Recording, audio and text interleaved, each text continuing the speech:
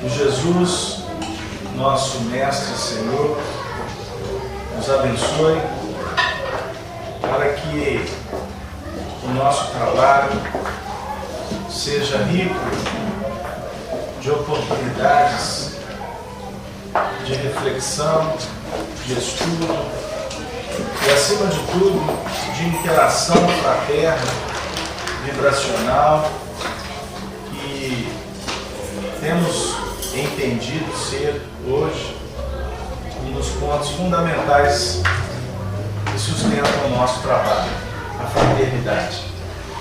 Para nós é um motivo de muita alegria retornar ao trabalho das sextas-feiras, que visa o estudo do Livro dos Espíritos, trabalho esse que a gente faz há algumas décadas, né, dona Helena? Livro esse que foi publicado em 18 de abril de 1857. A doutrina espírita tem como base a codificação espírita. Então nós temos esse compromisso de estar sempre incentivando o estudo da codificação, e por isso a gente trabalha aqui nas sextas-feiras com o conteúdo do Livro dos Espíritos, fazendo o estudo de uma forma simples, sequenciada, onde nós vamos lendo as perguntas, comentando as respostas, contando com a colaboração dos participantes, não é isso? Para que o trabalho possa se enriquecer. Então, nós estamos situados no estudo na terceira parte do livro, que é dividido em 4 partes. Aliás, na segunda parte do livro, estudando o terceiro capítulo dessa segunda parte, que é intitulado Retorno da Vida Corporal à Vida Espiritual. Antes de iniciar a questão, eu gostaria de pedir desculpas pela semana passada, que nós nos ausentamos da cidade, mas a nossa companheira Cida trouxe aqui um estudo do Evangelho. Então hoje estamos retornando o trabalho que nós interrompemos há 15 dias atrás. Tópico: perturbação espiritual. Então nós vamos ler a questão 163 até a 165. Kardec formula assim aos espíritos: deixando o corpo, a alma tem imediatamente consciência de si mesma? Resposta: consciência imediata não é bem o termo. Ela fica algum tempo em estado de perturbação. Questão 164. Todos os espíritos experimentam, no mesmo grau e pelo mesmo tempo, a perturbação que se segue à separação da alma e do corpo? Resposta: não. Depende da elevação de cada um. Aquele que já está purificado se reconhece quase que imediatamente, porque se libertou da matéria durante a vida do corpo. Ao passo que o homem carnal, aquele cuja consciência não é pura, guarda por muito mais tempo a impressão da matéria. E por fim, a questão 165, Kardec questiona assim: o conhecimento do Espiritismo exerce alguma influência sobre a duração mais ou menos longa da perturbação, ou seja, desse momento que chega após a desencarnação? Aí os espíritos respondem assim ao pedagogo de Lyon e para nós agora. Influência muito grande, visto que o espírito já compreendia de antemão a sua situação. Ponto. Concluindo. Mas a prática do bem e a confiança pura exercem maior influência. Ponto. Tem muito material, tá tendo, dona Elana? Então vamos lá. Então na 163, os espíritos vêm nos demonstrar que após o momento da desencarnação, da morte, é isso mesmo? Podemos tratar como morte? Morte do corpo físico, não é isso? Então, no momento da morte do corpo físico, o espírito tem imediatamente a consciência de si mesmo? A resposta: imediatamente não é bem o termo. Não é num instante.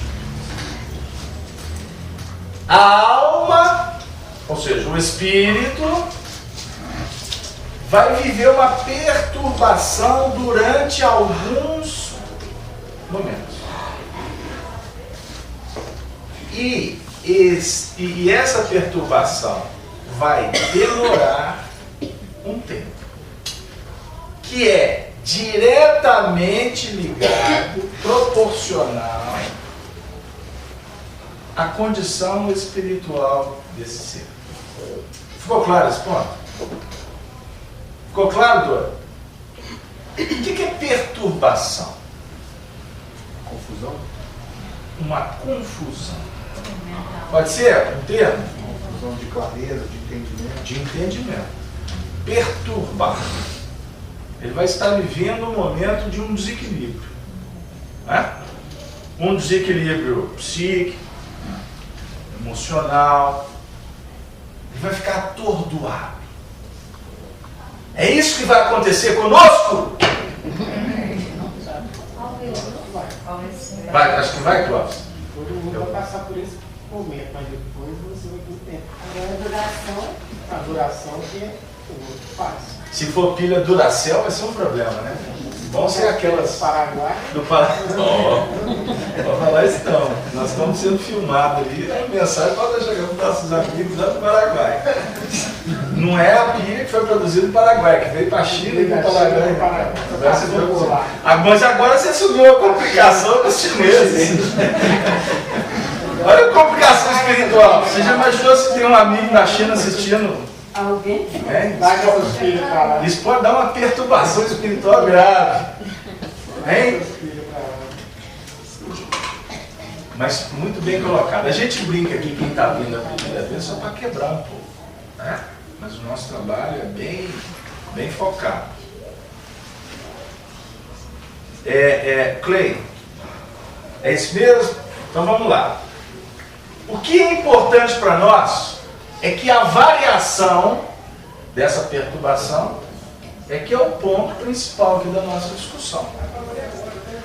A questão 164 vai dizer que depende da elevação de cada um. Aquele que já está purificado se reconhece quase que imediatamente, porque se libertou da matéria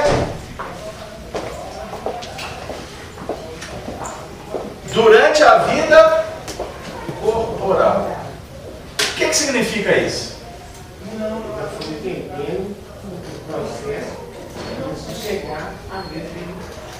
Todas as suas materiais, todas as ilusões que vai mesmo com o povo, né? Não é? Se libertar das coisas materiais, corporais. O final dessa questão vem trazer um aspecto muito interessante, que vai dizer o seguinte: aquele cuja consciência não é pura guarda por muito mais tempo a impressão da matéria. Então vem falar aqui de consciência pura. Vocês prestaram atenção no texto? Consciência pura. Então o problema está vinculado ao grau de entendimento, né? E do nível de aplicabilidade desse entendimento. Muito bem colocado. Porque aqui pode trazer uma ideia meio surrealista, né? Que nós podemos aplicar alguns conceitos aqui até religiosos, de pureza, né? Porque o religioso, nós trazemos alguns ranços de um passado aí secular, em que pureza definia o quê? Uma condição de entrar no reino dos céus para habitar com anjo, não é? E pecado nos dava um passaporte direto para conviver com o demônio.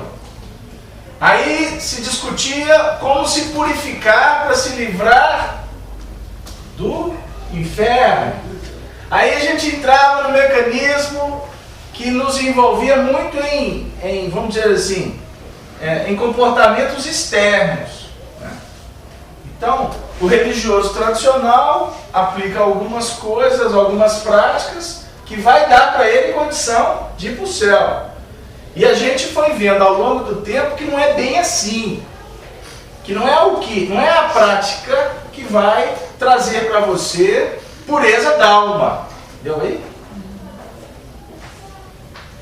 Não é colocar roupa branca que vai dizer que você é puro. Até na prática, por exemplo, do casamento, até hoje, a noiva tradicionalmente veste qual cor no seu vestido? Não é a roupa, não é a cor branca? Por quê? Porque é mais bonita? Não é só isso não. Porque o branco representa pureza, virgindade. Hein? Não é isso mesmo? Ou eu estou equivocado? Hein? É verdade. Verdade? Aí, pois é, aí a gente muitas vezes leva isso na brincadeira e esquece da tradição. Esquece a tradição. Talvez muitos dos meninos de hoje não sabem que a noiva veste branco.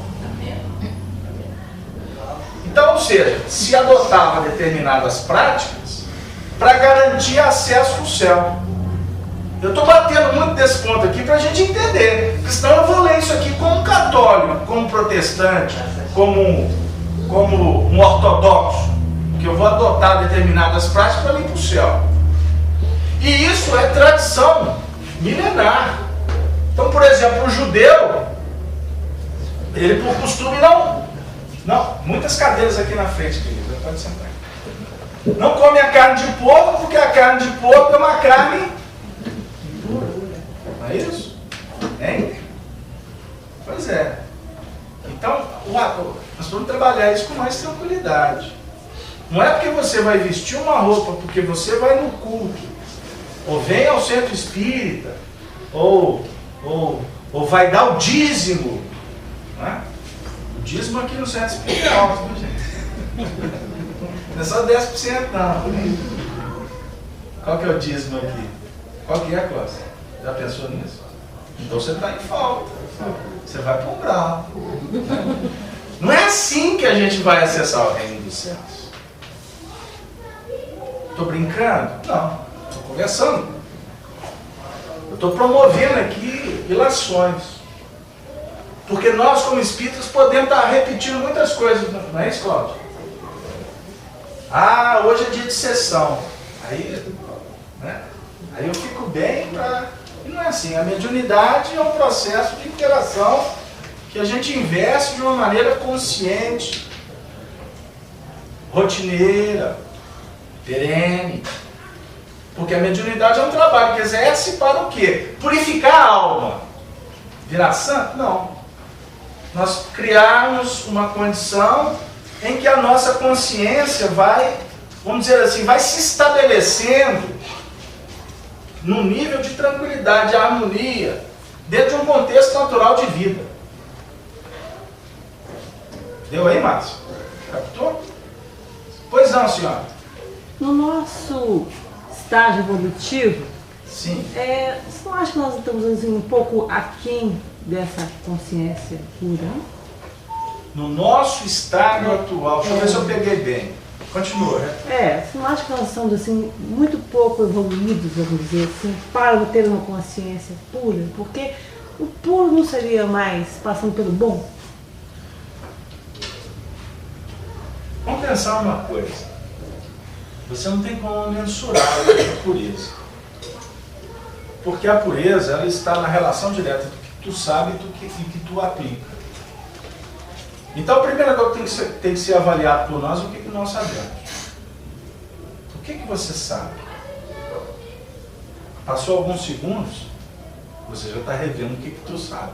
Então, quer dizer, o deduzir, o compreender a vida é um processo permanente. Tá? Então, quanto mais você buscar, quanto mais você investir, mais você vai ter elementos para trabalhar na sua intimidade. Então eu posso aqui deduzir com vocês que nós, no nosso estágio evolucional, e nós não temos condições de mensurar o que vai ser daqui a alguns milênios, eu posso dizer que até um determinado tempo nós vamos ser constantemente insatisfeitos. E quando eu falo insatisfeito, é insatisfeito exatamente dessa razão aí entre o que a gente sabe e o que a gente faz. Porque quanto mais tu descobre, mais você vai abrir o painel, mais vai se abrir possibilidades de questionamento. Então o que tu acredita hoje faz, para você é o máximo, é o melhor. Dentro do que aquilo que você investe mesmo. Porque tem algumas coisas que você sabe que você não investe.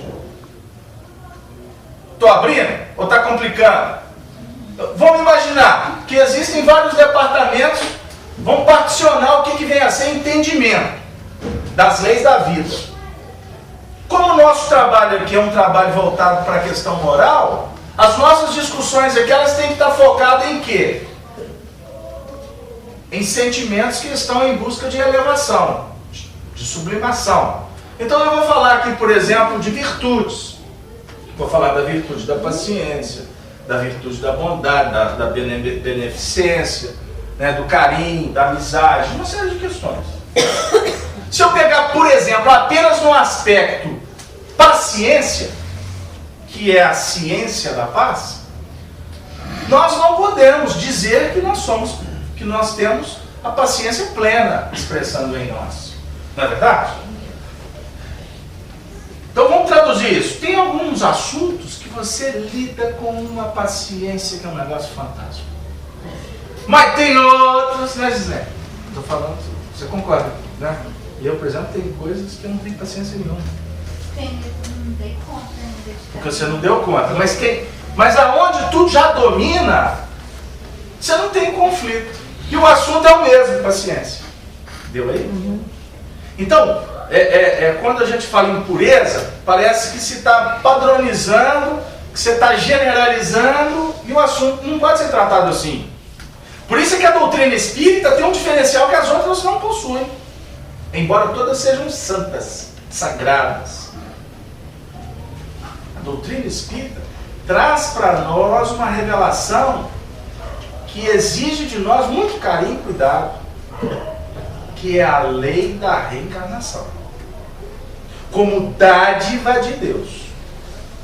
Como expressão magna da misericórdia, que confere aos filhos oportunidade de estar indo e voltando. Nós estamos tratando aqui de o quê? Desencarnação. E vocês que estão nos acompanhando aqui há algum tempo sabem que quando a gente está tratando da desencarnação, na realidade a gente traz alguns aspectos explicando como é que se dá o fenômeno, mas o foco não é ficarmos aqui discutindo como é que vai desencarnar. Não é isso, Anjo? Porque se a gente ficar aqui só avaliando como é que tu vai desencarnar, você não vai fazer o que te compete. E o que te compete agora na vida é o que vai garantir boa desencarnação. Então, aquele aspecto que tu tem conflito, o grande lance é você investir para melhorar. Entendeu? Porque já é conflito. Já existe dúvida. Já existe questionamento. Se existe questionamento, significa que você está adquirindo um grau de maturidade para lidar com esse problema. Agora, existem aspectos que não foram revelados ainda da sua intimidade, da sua vida. Se não for revelado, você não tem conflito. Alguém vira e fala assim, não, mas você, hein? Eu não sei o quê. Não, mas você, eu não sei o quê. Para a pessoa, o outro está no inferno. Para ele está no céu. Se ele está no céu, não vai lá falar que ele está no inferno, não. Tem coerência? Esse é o grande problema nosso. A gente quer ter a pretensão de gerenciar a evolução espiritual do outro. Faz isso não, porque tu vai perder tempo. É diferente quando você, como pai, está cuidando do seu filho. Leva para a escola, traz aqui, filho, isso não pode, etc. Esse é o papel do educador. Porque eu costumo brincar que o menino tem livre-arbítrio, não, tem uma determinada idade. Menino tem livre-arbítrio? Vou na evangelização hoje, não, papai. Eu disse, vai, mas vai mesmo. Por quê? O senhor não fala lá que eu tenho livre-arbítrio? Eu vou assim, mais ou menos. Livre-arbítrio limitado, né? Existe determinismo divino. Então, se você escolheu reencarnar aqui em casa, sabia que tinha essa peleja. Entendeu? Aí foi trapa. Nós não combinamos? É, papai mesmo. Aí agora tem lógico. Então tá, então você não anda na linha. Estou brincando, Zé Apura. É verdade. Não é o papel do educador? Você vai deixar o seu... Os seus já cresceram. Eu contei para a Sonia a pessoa errada. Os meninos estão tudo ali fora, até casado. Eu tenho que achar quem é pai de menino pequeno, né? O senhor também? Hã? Tem duas. Dois anjinhos, né? Os meninos da gente é tudo anjo. Você olha na cama, olha lá, mamãe, na hora que a mãe olha, vê até estrela, até luz irradiando. É? Não é, Cláudio? Tem. Mas que a mãe põe uma dose, põe uma carga maior na luz do menino. Que foi, pô? Isso é na hora que dorme, né? Isso é na hora que dorme, né? Porque quando acorda. Puxa vida! Nossa Senhora! Ele é pai. Nossa. Como é que é teu nome? Isabel. Isabel. Você tem um nome muito bonito, Isabel. O nome da benfeitora dos países da península. Santa Isabel de Aragão. Quando acorda, não tem mais luz. Então isso simboliza mais ou menos quando nós voltamos para o plano da carne. É assim mesmo. Projeta a luz lá no plano espiritual. Beleza. Agora vamos ver se tu vai manter a luz. Então vamos reencarnar. Porque aqui na reencarnação é que você vai atritar para dar luz. É o elétron que tem que passar perto do núcleo para soltar um fóton. É assim que projeta a luz. É na Terra. Então uma reunião como essa aqui não projeta a luz, não. Nós viemos aqui por causa da luz, né, Sanita? Porque a gente sabe que os benfeitores vão nos iluminar com ensinamentos, com carinho, com o passe magnético, com o convívio entre os amigos. Beleza, faz bem. Não deixa não. Hein? Mas depois que tu sai lá fora, agora é contigo. Porque agora você que tem que irradiar a luz. Porque nós não podemos ficar nos mantendo na luz do outro. Isso é bobagem. Isso é fanatismo religioso. É aquela prática que a gente está até agora querendo sair dela, mas não consegue. Isso tudo para falar que não é vindo ao centro espírita ou procurando a religião que nós vamos ficar livre dessa perturbação. Graças a Deus. Isso tudo para falar de perturbação. Você viu que volta? Tudo por causa da perturbação, a gente tem que dar essa volta. Porque os espíritos vão dizer o seguinte, que precisamos trabalhar a consciência pura para minimizar essa perturbação. Então o conflito, vamos voltar ao que tu levantou. O conflito que está sendo alimentado, ele precisa ser trabalhado. Porque esse conflito pode redundar amanhã em sofrimento nesse processo de perturbação. Imaginemos, vamos criar uma situação. Eu passo uma vida inteira com uma tônica de prejudicar o semelhante. O mal que é espargido, ele retorna. Então ninguém fica imune de prejudicar o outro.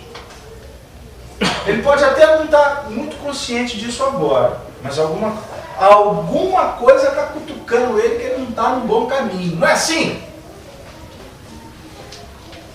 Aí ele deita a cabeça no travesseiro, ele tirou a vida de um. Aí ele deita a cabeça no travesseiro, de repente a imagem daquele momento vai começar a visitar ele.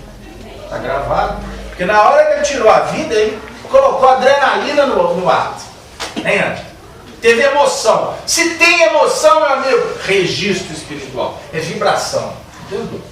É diferente da imagem. Você sai ali, o moço perder pipoca ali, não, bonitinho, tá embora. Mas você nem lembra dessa imagem, porque ela não trouxe o quê? Ela não te marcou? Vamos falar assim para todo mundo entender. Então, uma cena de violência, por exemplo, ela traz marcas, adrenalina, emoção, né? Isso fica impregnado. Aí, depois que passa a cena, o indivíduo vai cair em si. Tem atitudes de extremo desequilíbrio que acostuma repercutir no soma, né, ou na estrutura psicossomática do indivíduo por meses. No momento, uma briga lá com o outro lá, de repente vai ter uma dor, a carga foi tão intensa de emoção que ela vai ter dor de cabeça, não sei quanto tempo. Aconteceu isso com vocês? Acho que não, porque são almas purificadas. Hein? Aí você imagina o seguinte, você vai alimentando um tipo de comportamento desse, tal. Você está criando painéis no seu mundo mental. Isso vai ter um momento que você vai se deparar com esse painel e o que antes você conseguia driblar simplesmente dormindo, se drogando para não levantar no dia seguinte lembrando, hein? Ou despistando, mudando de assunto. Não vou falar disso não é assim que é o comportamento com a sociedade. Fez um negócio, não, esse negócio eu acho melhor não falar. Aí já dribla. Comportamento, fugas psicológicas. Só que o que vai acontecer? Esse painel um dia, você não terá como fugir dele. Ele volta. Por isso que os espíritos estão falando aqui sobre o momento da desencarnação. Ele pode ser uma perturbação que pode demorar muito tempo. O indivíduo cometeu um suicídio. O suicídio, por exemplo. Nós tratamos esse assunto com muito carinho. Muito carinho. Porque tem espírita que sai por aí dizendo, quem suicida vai para o vale dos suicidas e vai penar e vai sofrer. E a gente vê como que as pessoas falam bobagem sem pensar, sem coerência. Tem vários suicídios? Tem. A consequência danosa? É. Mas a cada um segundo a sua perturbação. Cada um segundo o motivo, a circunstância, a obsessão. Tem pessoas que tiram a vida sem a mínima consciência disso. Então, a gente, como diz o outro, vai com calma. Cada casa é cada. Só falou tudo. Ana Lã, quando fala, ela está em conexão com a benfeitora espiritual da casa. Eu brinco com ela. Ela sabe que eu brinco com ela. Mas cada caso é um caso. Só falou bem. Então tem regra fechada. Agora, o importante é a gente entender os painéis, trazendo para o nosso cotidiano, os painéis que nós alimentamos. Você é Emmanuel, não é, Cláudio?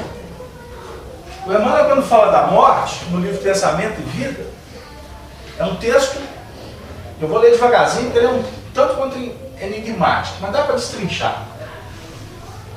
Sendo a morte, olha o conceito de Emmanuel, sendo a mente, a idade, sendo a mente o espelho da vida, o Emmanuel fala que a nossa mente é um espelho. Ela reflete a vida. Ela reflete o que vem de fora e o que brota de dentro. Espelho. Você posiciona esse espelho de acordo com o seu interesse. Para o alto ou para baixo. Hein? Para os lados, direito e lado esquerdo. Para a virtude ou para as complicações. Para a bondade ou para a treva. E aí vai. Olha que imagem de Emmanuel. Entenderemos então, sem dificuldade, que na morte lhe prevalecem na face do espelho, imagens mais profundamente esculpidas pelo nosso desejo, à custa de reflexão reiterada, reflexão repetida, costumeira, de modo intenso. Por isso que eu falei, ver o pipoqueiro não tem problema nenhum.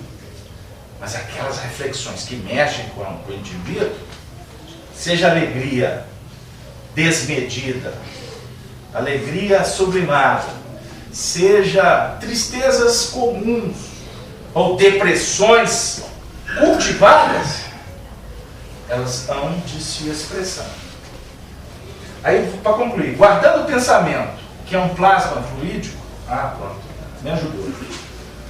Pensamento é energia. Pensamento é matéria. Plasma, você plasma o pensamento. Vocês assistiram um filme nosso lá? Não, foi um filme mais antigo, que se chama O Amor Além da Vida.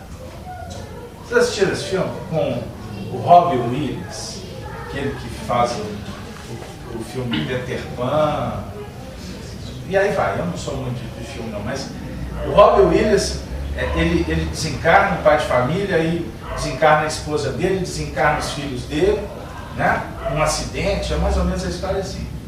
E esse filme retrata como que é o mundo espiritual que essa família foi encontrando.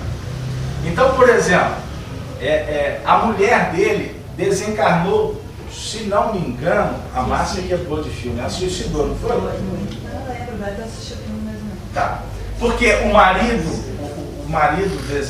os filhos desencarnaram em um acidente, ele depois... Ela suicidou e ele... Depois que ele desencarna. Ai, gente, esse povo é bom de memória. E é isso mesmo. Só que cada um vai chegar no mundo espiritual e encontrar a sua realidade. Lembra? Então, em síntese, é mais ou menos isso que o filme quer expressar. Então, numa mesma família. Então, por exemplo, ela que desencarnou via suicídio, ela foi para uma região extremamente complexa, que foi a região que ela cultivou quando se deparou com a morte dos filhos. Enquanto ele desencarnou num acidente, ele chegou lá e passou pela sua perturbação, não é? Mas ele estava num nível muito diferente, porque não havia culpabilidade no processo dele. No processo dela foi baseado na culpa. E a culpa é uma anquilose. Culpa é câncer psíquico. Então, a dica dos psicólogos do mundo espiritual e dos da Terra que já estão chegando lá, você não pode alimentar culpa. Se fez, a ficha caiu, porque tem coisa que você fez, a ficha não caiu. Entendeu? É isso que a gente está falando. Mas se fez, a ficha caiu, e o negócio não está bom para o seu lado, porque você está meio como que remoendo o processo, que a gente chama de remorso, sai disso. Bola para frente. Porque no remorso, a gente fica alimentando o painel de treva. Ah, mas eu fiz isso. Ai, mas eu fiz isso. O que tu está fazendo? Além de estar, se o pensamento, sendo o pensamento plasma, energia, você dá forma. Você dá forma a ele. Você, quando está preso numa depressão, seja o motivo que for, você está sustentando um painel. E eu falei tudo isso por causa do filme, né? Porque ela, a mãe, no mundo espiritual, ela ficou alimentando aquele processo todo de culpa, de dor. Ela se sentia culpada pela morte dos filhos. Ela ficou presa numa região espiritual. E o marido, à medida que ele foi despertando, ele tentou, ele assumiu uma missão de tentar auxiliá-la, resgatá-la de uma situação muito difícil. Então eles foram dando forma no processo. Ele, forma do resgate, busca da luz, da construção, e ela alimentando a treva. Então são duas situações bem diversas.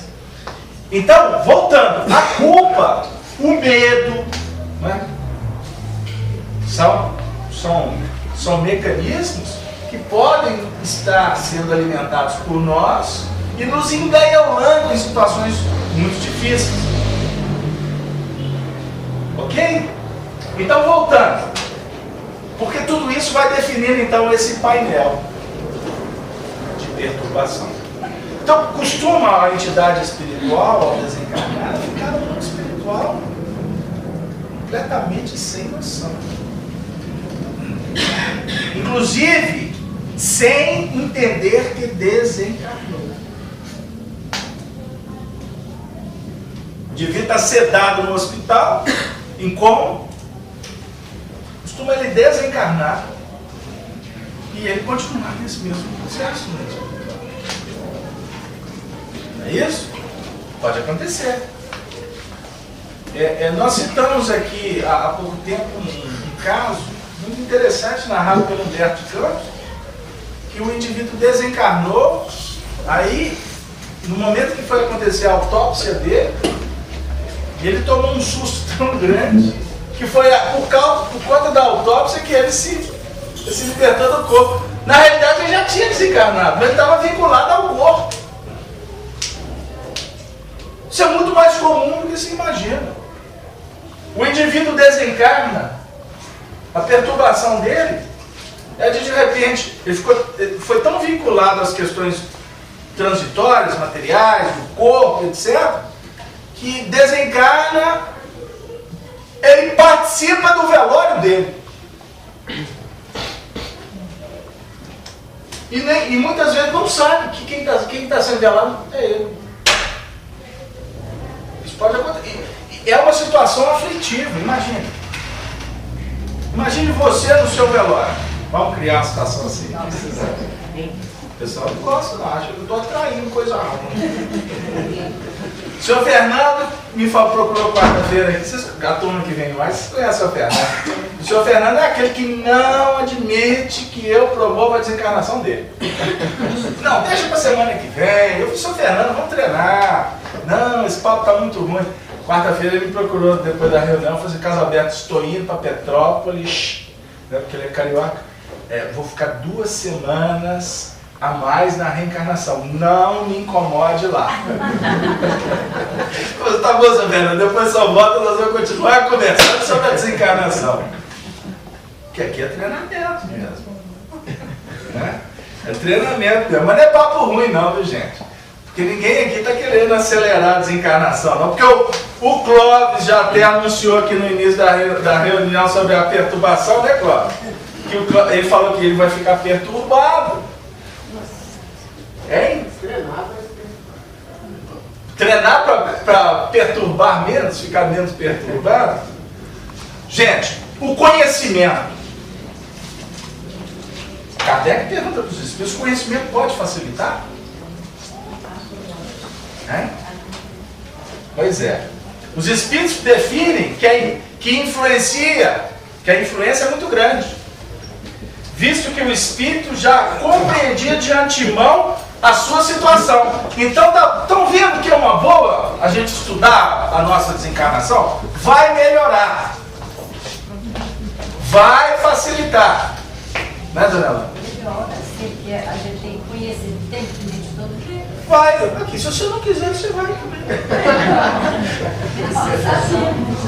Então, aceitar. Tem gente que dá risada na reunião, concorda, mas no fundo assim, não vou não. Vai. Como diz o americano, duas coisas é certo na vida: pagar imposto e morrer. Tu vai desencarnar. Então, isso aqui que nós estamos trabalhando facilita muito. Mas os Espíritos colocam a segunda frase assim: mas a prática do bem e a confiança pura exercem maior influência. A palavra pureza voltou aqui. A pureza está na questão anterior e ela voltou aqui agora. Emmanuel, no livro Consolador, ele coloca para nós o seguinte: que o conhecimento do Espiritismo, Emmanuel com fidelidade a Kardec, que o conhecimento do Espiritismo, ele pode nos ajudar, mas ele não é suficiente. É a mesma coisa que os Espíritos estão falando. Porque se fosse assim, então os católicos, como é que eles vão ficar? Hein? E os protestantes? Hein? Como é que vai ser os outros religiosos? Então, não é a religião, viu, gente? É a religiosidade que é importante. Existem muitos ateus que são homens de bem, enquanto muitos religiosos não representam o bem. Podem falar e escrever do bem, mas não representam. É o que sente, é o que compreende e é o que faz. Porque a aplicabilidade é que faz a consciência pura. E aí eu vou voltar à questão que tu levantou. Isso é exercício constante. O Chico Xavier,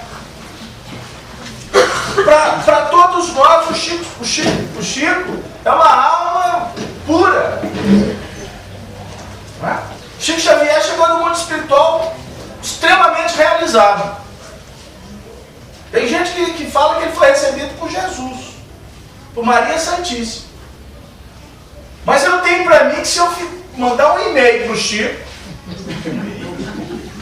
pode ser um fax? Não, fax nem funciona mais.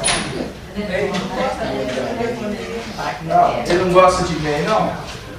Então tá, Chico. Então se eu lançar uma onda mental aqui, Chico, você posiciona o espelho da sua mente.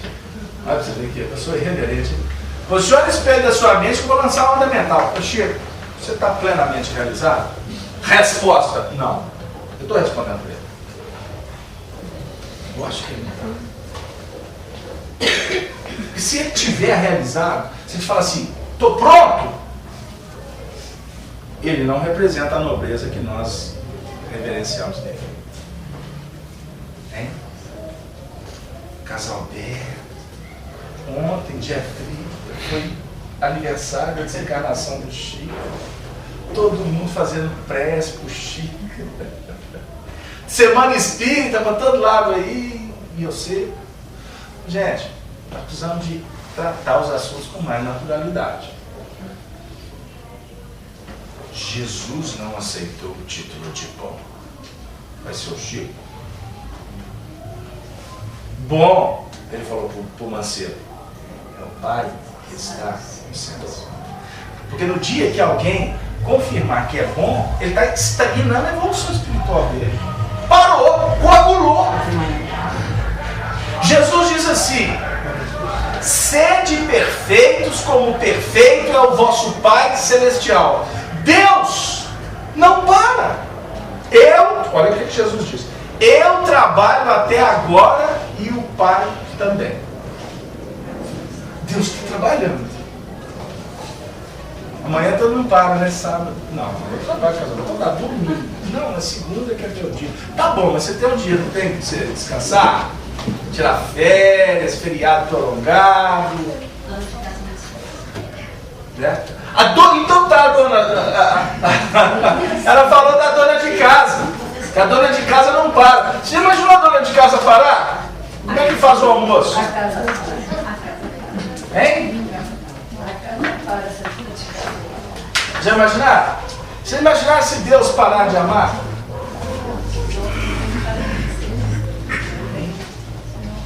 A CEMIG resolver os funcionários da CEMIG entrar em greve, não ter luz na cidade, como é que vai ser?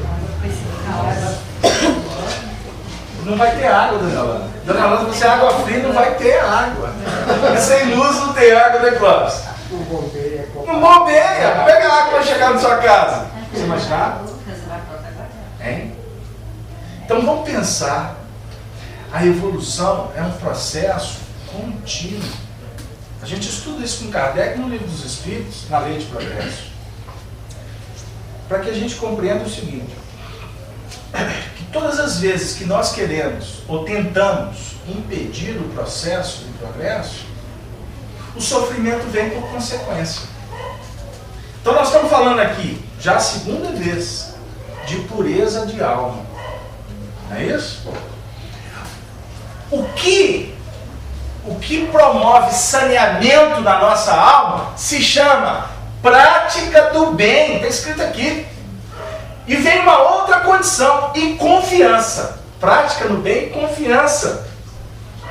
Confiança, que faz uma alusão à fé, à esperança. Comece a imaginar, comece a trabalhar na sua intimidade. Não tem nem jeito, eu ia falar, comece a trabalhar para impedir a confiança, mas não tem jeito. Até de investir na não confiança, você está confiando em alguma coisa. Hein? Olha, nós estamos o tempo todo alimentando, retroalimentando esperança, busca, aprimoramento, né? Prática do bem não é só distribuir notinha por aí para quem está precisando, não. Não é distribuir sopa, roupa. A época de frio é uma festa, né? É um tal da gente ficar sensibilizado, porque tem gente desencarnando debaixo do viaduto. Eu gosto muito dessa época. É igual Natal também. Natal eu fico sensibilizado com tanto que as pessoas ficam bondosas. Não é? A gente vai revigorar o guarda-roupa. Como é que se revigora o guarda-roupa? Vamos para o shopping. Né? E aí nós vamos doar. Essa roupa aqui eu posso doar porque tem gente precisando. Mas para essa camisa sair do guarda-roupa, ela sai igual peneira. Porque o apego a camisa não é essa que dura mais 6 meses. E até tem alguns roupas que a gente compra assim, que dura até acabar em mais 6 meses.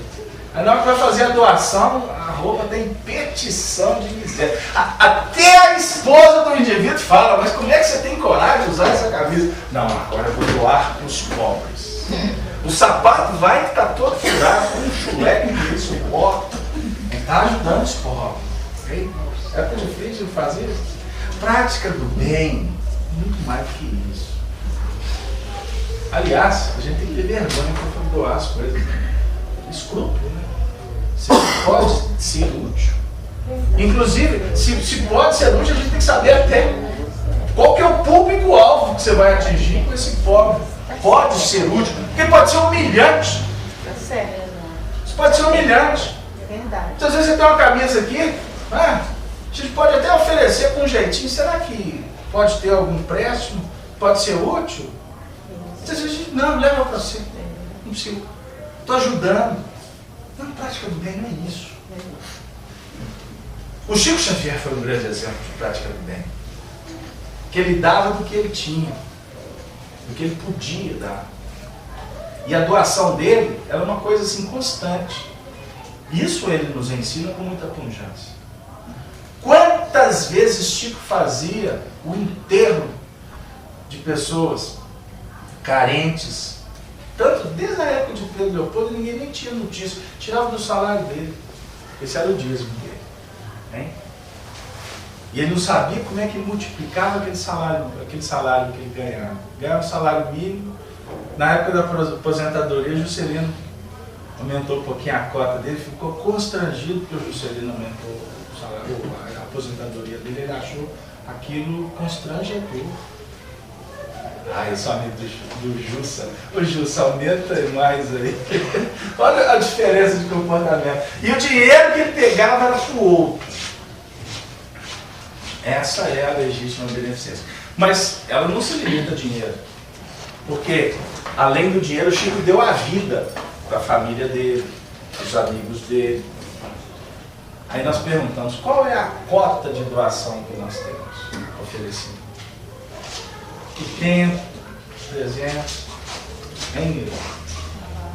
trabalho, o e-mail, agora não vou de e-mail, o e-mail, o fax, a paciência, o almoço. Quarta-feira que nós falamos do almoço, né? Quem estava ali quarta? Dona Nilza, né? Não foi, Dona Nilza? Que é aquela que faz o almoço. Faz o almoço, 7 horas já está feliz. Senhor Jesus, muito obrigado. Que ninguém reconheceu que o almoço estava gostoso. E agora eu estou lavando o último copo. Não é? Porque tinha 70 pessoas na família, ninguém ajudou a fazer o almoço, lavar o vazio. E ela está lá, terminando a noite feliz. Senhor Jesus, muito obrigado. Estou tão realizada. Hein? Essa é a dose? Essa é o tom? A prática do bem. Porque você vai lubrificando a alma. Você não está fazendo para ser aplaudido. Você faz para se auto-iluminar. E esta é a prática do bem. Que pode perpassar valores amoedados como a amizade, reconhecimento. O que foi, Ângela? Divide conosco. Pode trazer. Não? Então vamos aqui. Então vamos voltar. Cláudio, quer falar alguma coisa? Não? Hoje só eu hoje falando. Clay, algum comentário? A filmagem está ficando ótima. Só isso. Chico, esse povo é igual sabonete. No momento da morte, tudo a princípio é confuso. Uai, vovó, a senhora aqui? Ah, saudade. Vovó, a senhora já morreu, vovó. E você? Mas, vovó, tá vendo? Mamãe aqui. Não, mas você tá lá, você tá cá. Tô brincando, hein? Mas costuma ser assim. Quando a desencarnação é tranquila, né, Sonia? Tá lá no hospital, o processo está se dando de uma maneira super lenta. Aí ele divisa, tá vendo as duas realidades ao mesmo tempo. Como narra os espíritos. Nós lemos um texto do Emmanuel desencarnando no século XIX aqui, estão lembrados? Há 15 dias atrás. Ele se via, ele estava numa dupla situação. Ele se sentia na cama, mas ao mesmo tempo ele estava vendo ele mesmo, deitado na cama. Né? O campo mental dele estava num processo de um desdobramento como parecido que a gente costuma viver na emancipação durante a noite. Você está meio lá, meio cá, está dormindo, fica oscilando. Tem uns médios aí que olham para a cama e vê o corpo quase morre. Nossa, arruma gritaria e tá lá o corpo quieto, ele gritando do lado de lá e a mulher roncando pro lado de lá. E bem, quando não é mamãe, aí a mamãe está no outro quarto. Aí é fácil, não. Aí quanto mais grita, pior fica. Desequilíbrio mediúnico. Um processo tudo natural. Mas na hora da desencarnação, isso se torna muito mais real para alguns. Fala. Aquele baque quando a gente está sonhando e acorda, é isso, o corpo, o espírito não corpo. É o instinto de conservação. Você está vivendo uma experiência não muito agradável no mundo espiritual, por exemplo, que gera uma insegurança, ou medo mesmo, né? Que o retorno para o corpo físico se dá de uma maneira brusca, muitas vezes facultado pelo próprio benfeitor espiritual. O próprio guia espiritual ajuda o indivíduo a retornar, porque ele pode no mundo espiritual se desequilibrar, né? Mas é acionado o instinto de conservação nesse caso. Então, por exemplo, na desencarnação, o instinto de conservação não vai funcionar, porque o corpo morreu, ela vai voltar para onde? Não dá liga. Não dá liga! Voltar para casa. Voltar Para casa de novo. Pois é. Gente, nós estamos falando isso aqui, mas o assunto é muito complexo. Tem que tratar com muito carinho. E nós temos, inclusive, recém-desencarnados no ambiente. A alma precisa de algum tempo para se reconhecer. Achar-se. Acha-se como que aturdida no estado de um homem que despertou de profundo sono e procura compreender a sua situação. A lucidez das ideias e a memória do passado lhe voltam à medida que se apaga a influência da matéria da qual acaba de se libertar e se dissipa a espécie de nevoeiro que lhe obscurece o pensamento. Então, é um processo muito complexo. Agora, a gente gosta de tratar esse assunto assim com tranquilidade evangélica, porque é muito mais fácil desencarnar do que reencarnar. Por quê? O desencarnar, o espírito está se libertando de um escafandro, de um corpo pesado, de pressões complexas. Né? O André Luiz usa um símbolo da reencarnação muito interessante, que é como se fosse um homem usando uma roupa, um equipamento de mergulho, um escafandro. Imagina isso na década de 50, como é que é aquelas roupas andando dentro d'água, né? No meio de águas turvas. Esse é o símbolo. Quer dizer, você não enxerga, você já foi mergulhado, você não enxerga um palmo na sua frente. Então, para o espírito reencarnar, ele perde sensibilidade, habilidade, o raciocínio se torna mais lento. Tanto que tem algumas questões aí que a gente não consegue resolver no plano terreno. Você dorme com a dúvida. Basta algumas horas de sono, acorda lá para as 2 horas da manhã. Ó, deu a eureka, é assim que tem que fazer.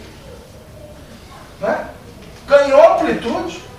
Aí dormiu pensando no problema. O que vai fazer no plano espiritual? Passear com o André Luiz, com a Sheila? Não. Vai ficar ali na mesa do escritório, ou batendo cabeça com o marido para ver se resolve o drama. Hein? Porque o processo é o mesmo. Não tem mágica. O espírito deslinda do corpo.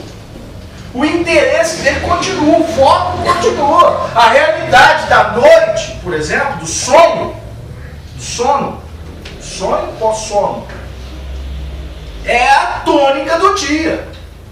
Então o indivíduo ficou ali com a mente voltada para uma coisa complicada, alimentando problema, porque tem gente que adora alimentar problema. A gente conhece pessoas que são apaixonadas com um consultório médico. Olha, o que tem de gente que gosta de shopping, tem outros que adoram farmácia. Hein? Tem. Eu conheço um que chega na farmácia e pergunta se tem novidade. A mulher está atrás da moda leirão, né? Ó, também, né? Outono, verão. Agora, tá como vai chegar agora? Não, agora nós estamos preocupados, nós trabalhamos no comércio. Agora, depois do outono e inverno, deu o quê? Primavera. Agora começa a época de vender primavera.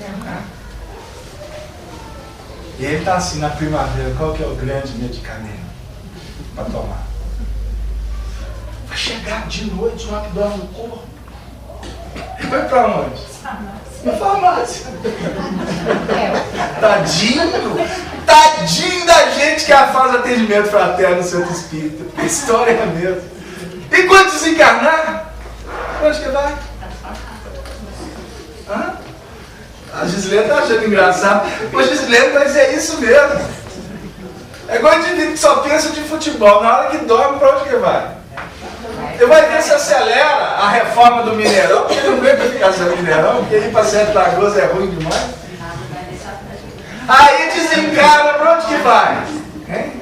Vai encontrar com os ex-jogadores. Não mude de assunto. Então, continuando, A duração da perturbação que se segue à morte é muito variável. Isso aqui nós já falamos. Pode ser de algumas horas, como pode ser de vários meses. Agora está detalhando. De muitos anos. Muitos anos. Nós atendemos entidades espirituais que estão vinculadas séculos passados. Como é que é? O que atendemos de espíritos que estão vinculados à escravidão do Brasil é um negócio absurdo. Guardando tesouro, guardando fazenda. Ou até hoje está cobrando o que o feitor fez. Tem muita gente no centro espírita em processos obsessivos que o encarnado está aqui, cheio de novidade de shopping, mas o obsessor dele está cobrando o que ele fez com ele lá na época da derrama, lá em Ouro Preto. Hein? São processos complexos. Vocês estão achando engraçado? Mas é assim. Imagine quando Jesus desencarna, no segundo dia ele desce à mansão dos mortos.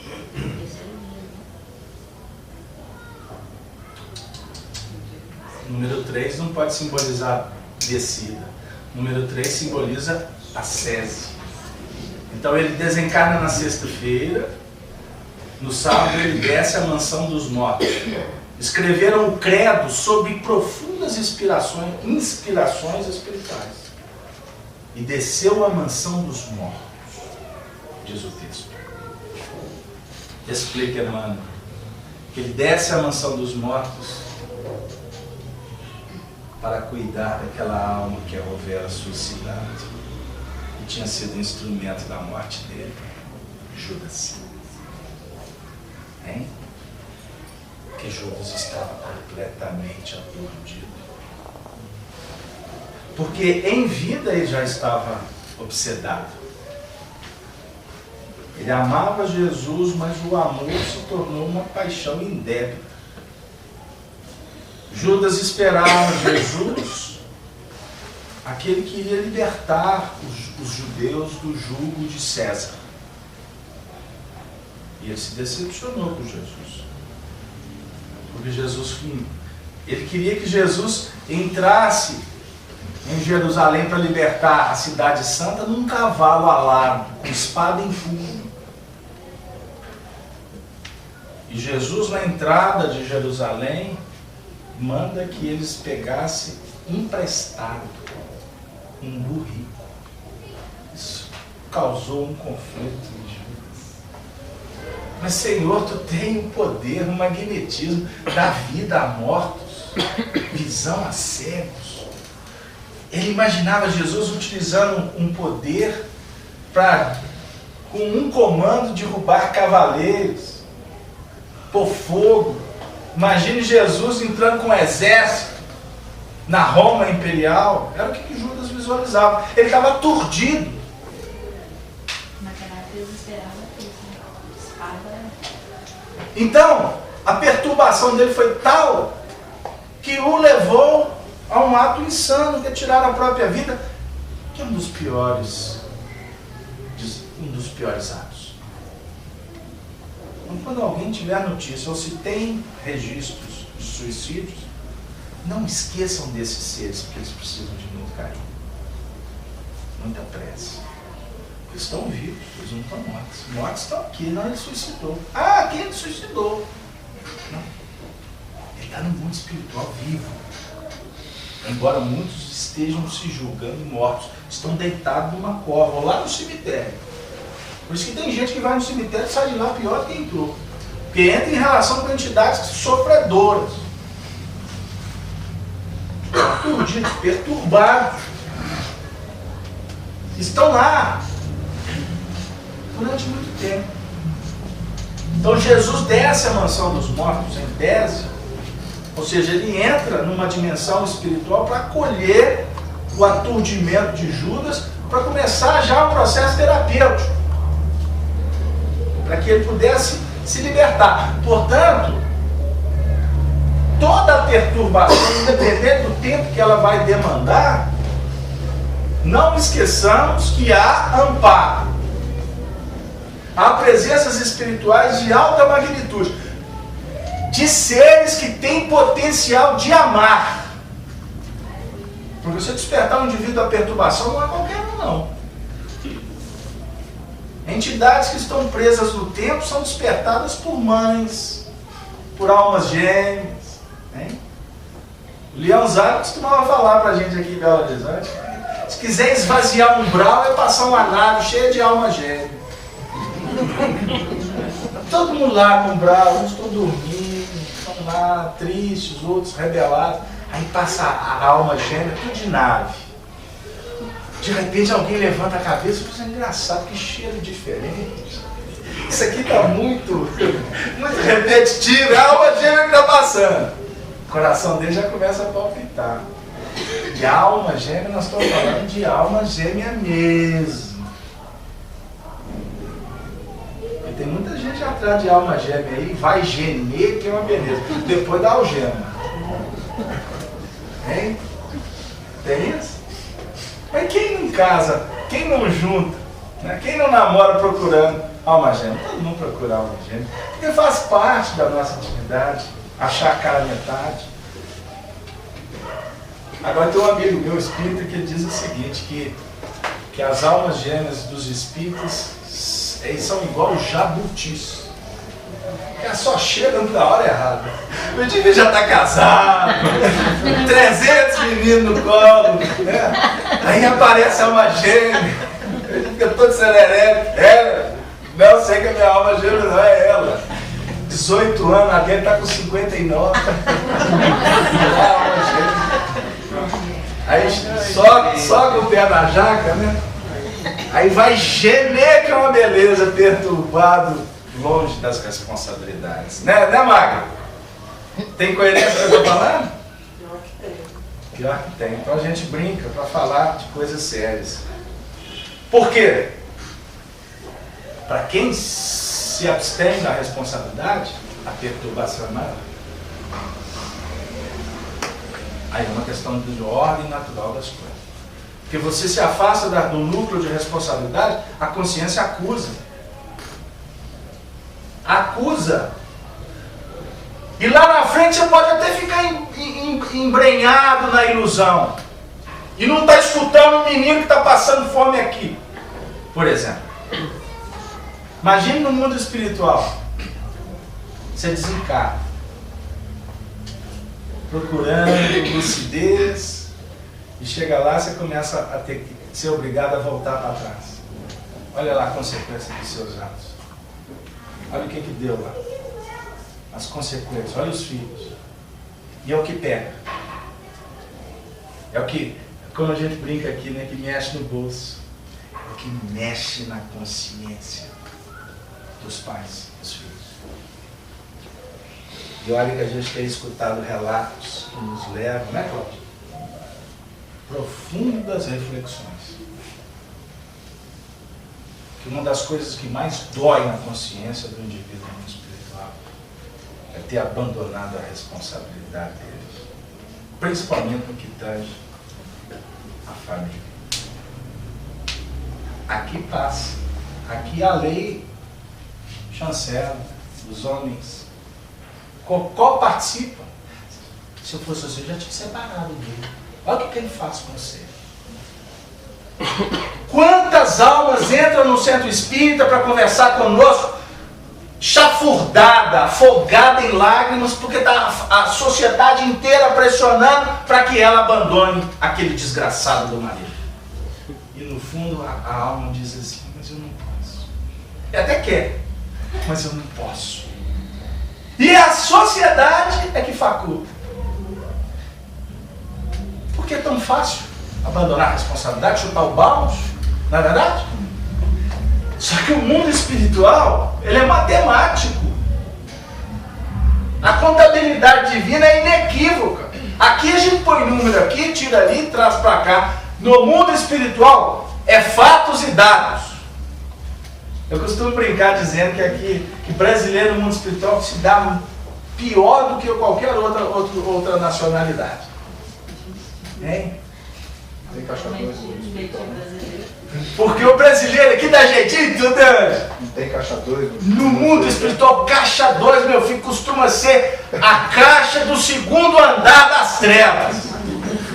Quanto mais dribulião, mais leão você vai encontrar lá no circo máximo, lá nas regiões trevosas. Uai, mas é lógico, hein? Porque driblar, negar, mentir, passa batido, não passa? Trair, ninguém viu. Pior que, aqui, a imagem que os espíritos me trouxeram aqui, chega a ser até cômico. Porque fazer coisa errada, nós mesmos sabemos que não dá certo. Porque quem faz... Já viu o menino fazendo coisa errada? Já viu o menino fazer coisa errada? Não tô querendo lembrar daqueles tempos que a gente fazia coisa errada quando era menino, não. O menino faz coisa errada, assim. Tem alguém olhando? Costuma ter ninguém no ambiente, assim, tem alguém olhando. Porque a consciência já está dizendo que está errado.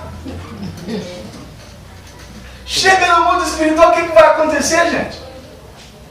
As imagens todas plasmadas. Vamos mudar de assunto? Não foi isso que você propôs aqui lá? Vamos mudar de assunto? Porque qual de nós não temos complicações? Mas o assunto tem que ser tratado na sua dimensão de muito carinho, de muita reflexão. Porque qual é o objetivo dessa reunião? Suscitar reflexões. Agora, tomada de consciência, de mudança de cada um. No tempo certo. Porque tem coisas que não se dá conta ainda. Então, para terminar, essa perturbação apresenta circunstâncias particulares de acordo com os caracteres dos indivíduos. E principalmente com o gênero de morte. Ah tá, isso aqui é importante para a gente trabalhar. Rápido. Nas mortes violentas, por exemplo, suicídio, suplício, acidentes, apoplexia, ferimentos e etc., o espírito fica surpreendido, espantado, não acredita que esteja morto e sustenta essa ideia com obstinação. Ele não acredita, aí ele sustenta. Muito comum. Tem um autor,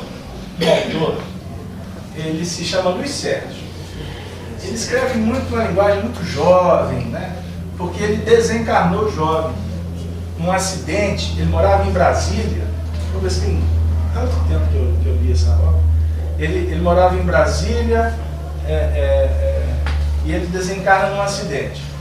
E no acidente, parece que um dos que estavam com ele ficou tetraplégico. Acho que foi ele o único que desencarnou.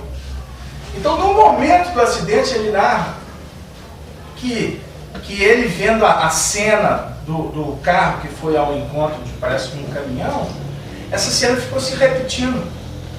Ficou repetindo na mente dele. Até que alguma coisa o sacudiu, né?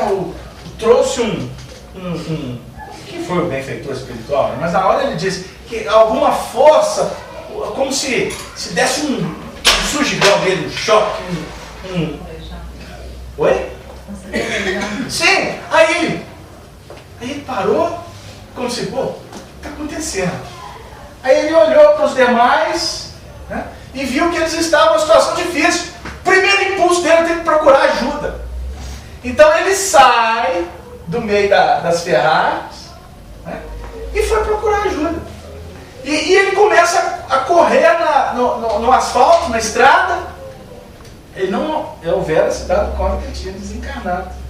Até que depois de muito tempo correr, e ele narrando que foi muito interessante, porque ele não cansava.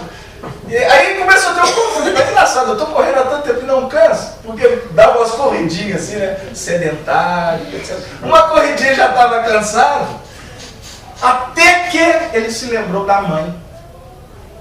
E ao lembrar da mãe, da casa, dos familiares, quando ele assustou, ele se viu no ambiente da casa dele. E aquilo para ele já foi muito estranho. Aí ele vai fazendo a descrição de como foi a descoberta, então. dessa consciência, dessa tomada de consciência da desencarnação. Há ali um fato que me ocorre aqui novamente, que ele, ao se ver em casa, ele tenta comunicar com as pessoas. Papai, mamãe, e ninguém percebia. E ele precisava de ajudar quem? Os amigos que estavam entre as ferradas. Até que ele toma a iniciativa de voltar para o local do acidente. Né? E quando ele chega no local, aí ele já vê né, o socorro, a polícia, etc. E aí ele toma um grande choque. Ele vê os homens retirando o corpo dele das ferragens. Eu morri mesmo. Gente, aí o baque é maior. A sacudida é mais complexa. Porque vem na mente do indivíduo todo o seu contexto de vida. A mãe vai lembrar do filho. Hein? A esposa lembra do marido? A mulher lembra do marido? Entre lembrar do marido e dos filhos, quem vai lembrar? Não responde. Como é que é, Bá? Ela vai lembrar primeiro. Ah, gostei. Gente, mas olha, ela entrou em relação suprema com a benfeitora da casa. Ela vai lembrar primeiro do filho, mas em segundo do maridão, né? Graças a Deus que passou aperto. Quase. Qual que é o ponto? Qual que é o foco? É o que tu vai lembrar. Hein? Entendeu? Agora, a tomada de consciência de si mesmo, ela é muito importante. Porque no mundo espiritual é você com você. Esse é o ponto. No momento do teu testemunho, do teu desafio, é você e Deus. Não é assim? Na hora da desencarnação, o fato é o mesmo, o fenômeno é igual. Por mais que você vai lembrar, que você tente buscar, se aproximar, mas você vai perceber que a questão é sua. Aí vai vir à tona todos os seus anseios, suas dificuldades. É uma análise assim, feita de uma maneira muito intensa. Então, para terminar agora mesmo, hein? Não acredito que esteja morto e sustenta essa ideia com obstinação. Eu não morri. Porque realmente ele não morreu. Está pulsando o coração, ele está respirando, sentindo frio e calor. Tem isso? Tem, porque ele está condicionado às questões climáticas da Terra. Todos os seus condicionamentos da Terra vêm à tona. Então não é porque desencarnou que ele vai deixar de ter fome. Vocês assistiram o filme Nosso Lar? Assistiram, gente? Assistiu. Quem não assistiu, já tem até nas locadoras. Não perca. Porque o André Luiz vai sentir o quê? Fome, sede. Né? O detalhe, amanhã eu estou lembrando disso, amanhã eu vou fazer um seminário sobre o Nosso Lar. Ele vai percebendo a barba crescendo, o cabelo crescendo, o condicionamento dele. E ele se vê numa condição de um andarilho, de um mendigo. Asqueroso, ele não suportava o cheiro dele. Excremento. São as regiões difíceis.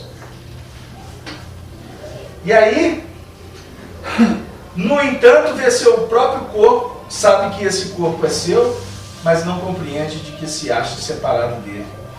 E aí vai. Eu acho que nós podemos trabalhar nesse contexto de sorte a abrir aspectos, reflexão, estudando em casa, porque o assunto ele exige, requer. A coleção André Luiz é um grande norteador para que a gente possa compreender o que Kardec está nos trazendo, no que reporta a esse momento ímpar, esse momento singular da nossa chegada no mundo espiritual. Por isso que Jesus, ele é o Senhor da vida. Nós perpassamos o estudo com Allan Kardec, com os benfeitores, para que a gente possa chegar no grande movimento que é a proposta da doutrina espírita, que é o Evangelho vivido. Porque Jesus, repetimos, Ele é o Senhor da vida. Deus não é Deus dos mortos. Há essa passagem que está no Evangelho de Mateus, no capítulo 8, que é do versículo 18 a 22, que ela é intitulada Como Devemos Seguir a Jesus. Rapidinho eu vou ler esse texto. E Jesus, vendo em torno de si uma grande multidão, ordenou que passassem para a banda do além. E aproximando-se dele um escriba, disse: Mestre, onde quer que fores, eu te seguirei.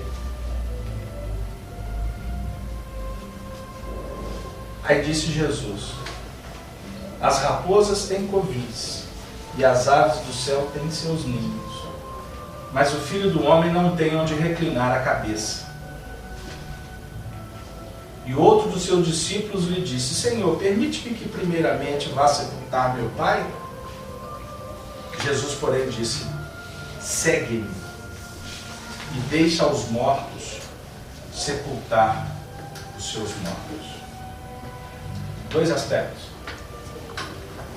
Para seguir Jesus, precisamos nos libertar. Então, quando ele fala do covil ou dos ninhos, se referindo à raposa e aos pássaros, ele quer dizer que há uma necessidade de desprendimento, de renúncia. No mundo espiritual, quando nós chegamos lá, um dos aspectos que mais vão ser trabalhados conosco é o desprendimento. Por isso que muitas vezes para o espírito é muito sofrido. Ele quer ficar aqui, porque ele se condicionou a isso. A vida dele foi só família. Foi só aquele clã. Não abriu nada. O que vai acontecer? Ele chegou no mundo espiritual, alguém vai falar assim: você tem que deixar a família? Ele vai enlouquecer. Então qual que é o grande desafio nosso? Deixar pai e mãe e unir-se a uma adjuntora. Isso é Moisés quem disse lá no livro, lá no Pentateuco Mosaico. Aí a gente acha que o negócio é deixar pai e mãe para casar, para reproduzir, montar família, etc. O assunto é muito mais profundo. Deixar pai e mãe é deixar conceitos, preconceitos. É abandonar a responsabilidade? Nós falamos aqui sobre as responsabilidades, porque é necessário honrar pai e mãe. Unir-se, o homem e a mulher, é unir a razão e o sentimento. Nós estamos falando de casamento aqui, de união a dois, de convívio familiar, social. Não estou falando disso não. O assunto é mais profundo. A razão, a sabedoria, ela precisa de se unir com um sentimento para buscar sublimação. E isso é um projeto que não podemos ficar vinculados ao que nos deixa presos à retaguarda. Você não pode sair do seu núcleo de responsabilidade, mas você não pode viver escravizado dele não. Meu marido deixa eu vir uma cena só uma vez por semana. Tá bom demais, não briga com ele não. Porque senão ele não deixa dia nenhum. Mas não abra mão do dia que tu vem. Porque se não vieres, aqueles que precisam, não terá sustentação para encarar os outros 6 dias. Você vai viver só por conta da sua mãe, do seu pai, dos seus filhos, dos seus primos? Aí não é família universal. Então vai para o hospital. Vai fazer o bem. Vai ser amigo do motorista lá que te leva para o trabalho todo dia. Seja companheiro de quem divide a repartição pública com você. Trabalhe um amor mais dinâmico. Não olha para eles como um sistema escravizante, não olha para eles como um grande projeto de libertação. capacitação, de treinamento. O assunto é mais complexo. Não é isso, Cláudio?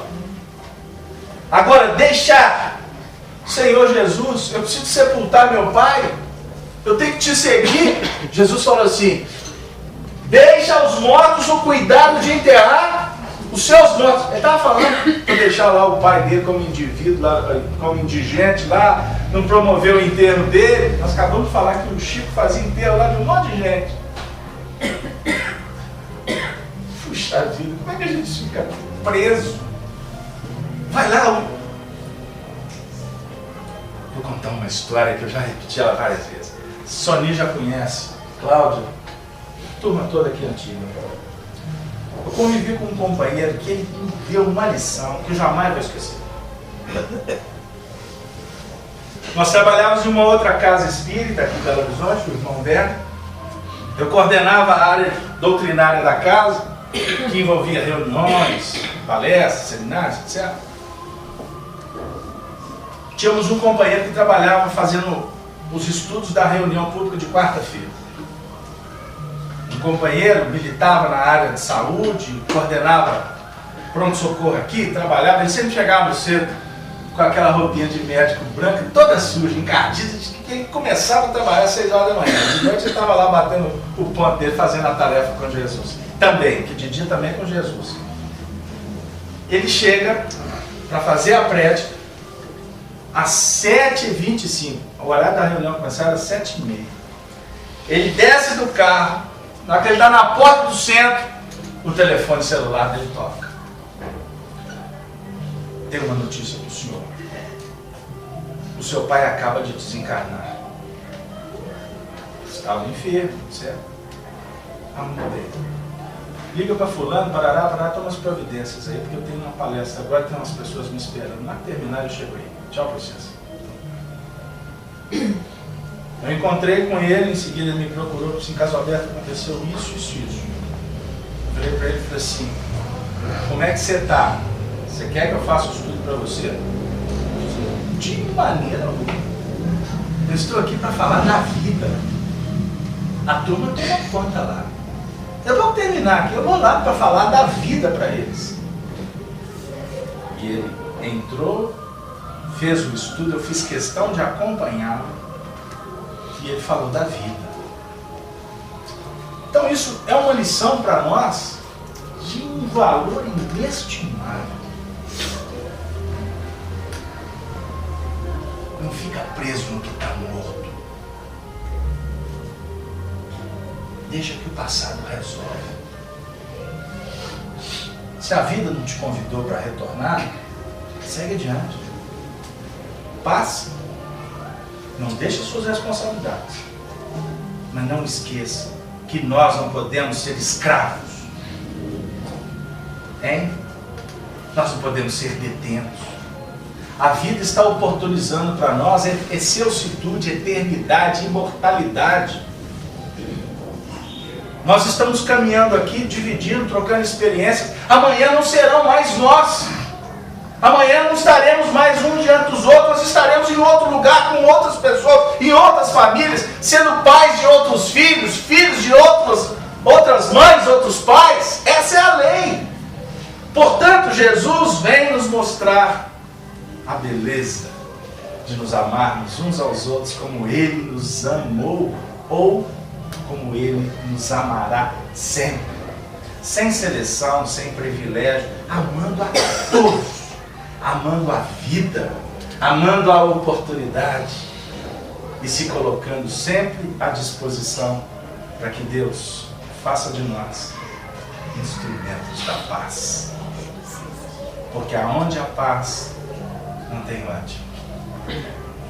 Aonde há perdão, não há ofensas. Aonde há vida, não tem espaço para morte. Porque é ressurreição sempre. É vida estuante, harmônica, poética, equilibrada. É o que nos aguarda. Que a paz se faça em nós. Que a amizade perpetue e que que as nossas famílias, os nossos núcleos de responsabilidade possam receber um quinhão dessa espiritualidade maravilhosa que nesse momento, nesta reunião, cuidou de cada um aqui com tanta precisão, com tanta eficiência e com tanto amor. Mesmo que não tenhamos olhos para ver, ou ouvidos para ouvir, mas temos corações sensíveis e convictos, podemos dizer: muito obrigado a todos. Muito obrigado a Jesus pelo dom de viver e pela oportunidade de trabalhar agora e para sempre. Graças a Deus.